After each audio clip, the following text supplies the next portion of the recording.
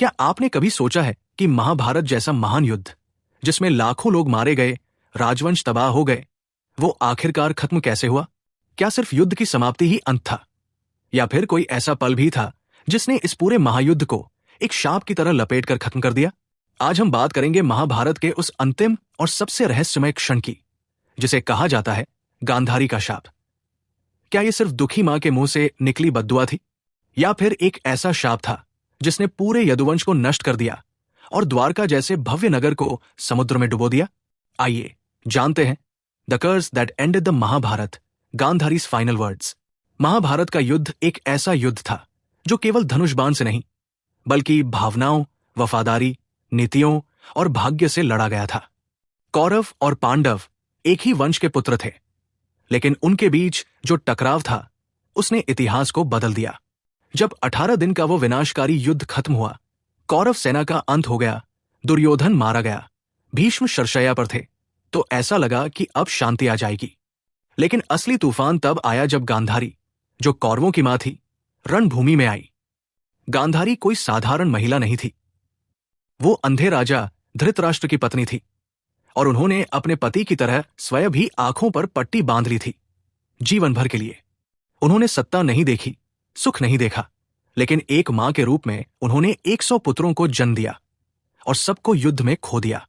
जब गांधारी कुरुक्षेत्र के मैदान में पहुंची, उनके पांव के नीचे उनके बेटों की लाशें थी।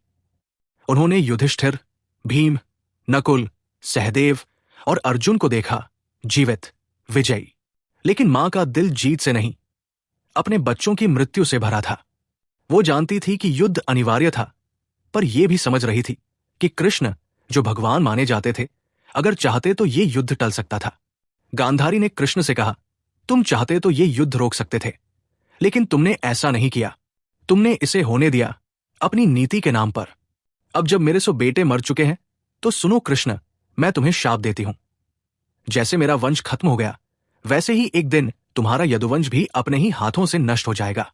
तुम्हारे वंशज आपस में लड़ेंगे, मरेंगे, और अंत में द्वारका डूब जाएगी। ये वाक्य गांधारी के मुख से निकले अंतिम शब्द नहीं थे, लेकिन ये ऐसा शाप था जिसने भविष्य की नींव रख दी।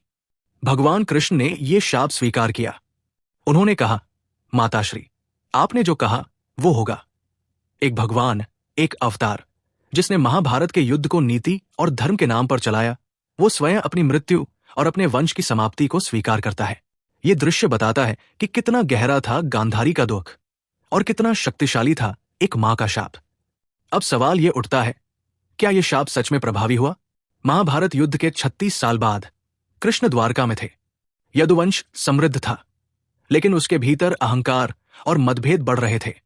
ऋषियों का अपमान हुआ। एक मजाक के रूप में यदुवंशी लड़कों ने ऋषियों से पूछा कि एक लड़का गर्भवती है और उसका क्या होगा।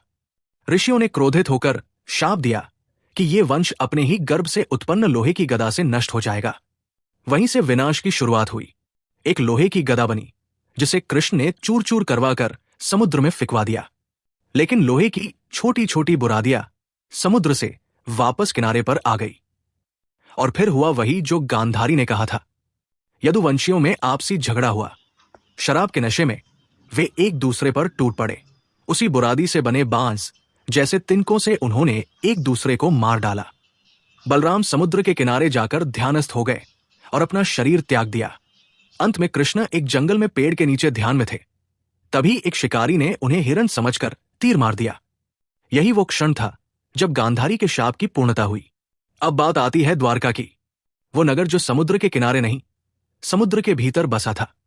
आज की भाषा में कहें तो एक समुद्र तटीय आधुनिक शहर, जिसमें चमत्कारिक निर्माण थे। महाभारत के अनुसार कृष्ण की मृत्यु के बाद समुद्र ने धीरे धीरे द्वारका को निगल लिया। ये बात सिर्फ कथा नहीं है। 1980 के दशक में भारत के समुद्री पुरातत्व विभाग ने गुजरात के समुद्र में द्वारका के अवशेष खोजे। पुरातात्विक प्रमाणों से यह साबित होता है कि हजारों साल पहले वहां एक भव्य नगर था जो समुद्र के भीतर समा गया। तो क्या यह सब सिर्फ शाप था या एक पूर्व निर्धारित नियति? कुछ लोग कहते हैं कि गांधारी के शाप से जो कुछ हुआ वो दरअसल कर्मों का फल था। यदुवंश ने जिस प्रकार गर्व, क्रोध और अनादर का मार्ग अपनाया, वो अंततः उन्हें खुद ही ले डूबा। लेकिन ध्यान देने वाली बात यह है कि उस विनाश की भविष्यवाणी गांधारी ने युद्ध समाप्ति के समय ही कर दी थी। ये केवल एक मां की पीड़ा नहीं थी, बल्कि एक गहरी दृष्टि थी जो भावी परिणामों को देख सकती थी। गांधारी का यह शाप हमें यह सिखाता है कि क्रोध में भी एक मां की वाणी कितनी शक्तिशाली हो सकती है, और यह भी कि कोई भी, चाहे वो भगवान ही क्यों न हो, अगर कर्मों की मर्यादा लांघता है तो परिणाम भुगत नहीं पड़ते हैं। कृष्ण ने धर्म के लिए युद्ध तो जीत लिया, लेकिन अपने ही वंश को खो दिया। ये एक गहरी सीख है कि जीत हमेशा पूर्ण नहीं होती। महाभारत का अंत केवल एक युद्ध की समाप्ति नहीं था, बल्कि एक सभ्यता के चक्र का पूर्ण होना था, जहां एक मां का दुख, एक राजा की चुप्पी, एक भगवान की रणनीति और एक वंश की अहंकार, सबने मिलकर एक युग को समाप्त कर दिया। गांधारी का शाप हमें यह बताता है कि भावनाओं का बल कितना प्रचंड होता है। जब सत्य, धर्म और न्याय की सीमाएं टूटती हैं, तब शाप सिर्फ शब्द नहीं होते, वे नियति बन जाते हैं। इसलिए जब भी हम महाभारत की कहानी पढ़े या सुने, तो उसके युद्ध से ज्यादा उसकी चेतावनियों को समझें, क्योंकि वहां हर पात्र सिर्फ कहानी का हिस्सा नहीं है, बल्कि एक जीवन का पाठ है। और गांधारी का शाप वो अंतिम अध्याय है जो हमें ये याद दिलाता है कि किसी की हार किसी की जीत से ज्यादा गहरी होती है। वो होती है इंसानियत की कीमत पर हुई समाप्ति।